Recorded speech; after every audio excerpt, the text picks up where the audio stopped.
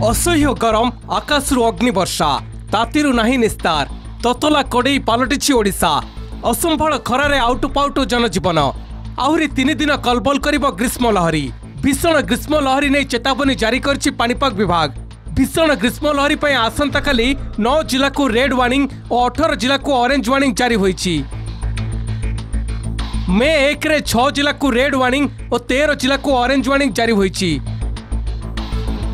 आगामी 4 रु 5 दिन जाए दिनर तापमात्रा स्वाभाविक ठारू 3 रु 6 डिग्री अधिक रहिबा संभावना रहिछि।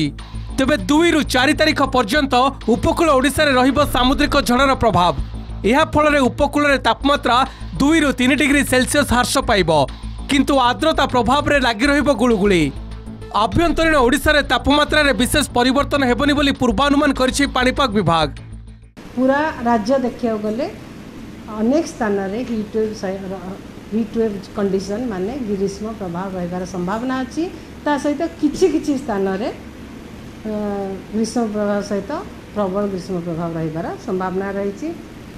एमिति आज माने 29 30 एप्रिल इवन 1 मे पर्यंत कंडीशन प्रिवेल करिवार संभावना रहिछि।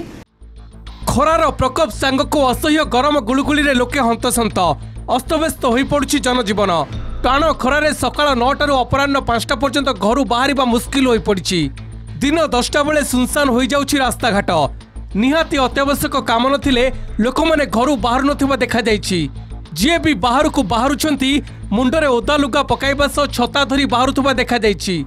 ठंडा पानीय दुकान में लोकंको भीड़ जमुछि।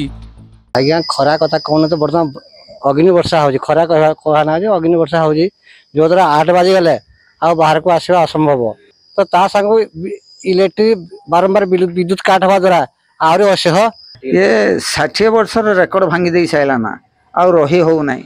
घरे लाइन बारंबार कटुजी नई नाल जोर सब पानी सुखी गला ना आ घरे भी रही ना बड़ लोक तो छोट छुआ भी छटकु जेती। राज्य को क्रमागत भाव उत्तर पश्चिम और पश्चिम दिगरु उत्तप्त शुष्क वायु प्रभाव जारी रही। यार प्रभाव रे राज्य रे अस्वाभाविक भाव तापमात्रा वृद्धि पाई। निहाती जरूरी काम नथिले लोकन को घर बाहर बारण करा जाइछि। Bureau report Kalinga TV.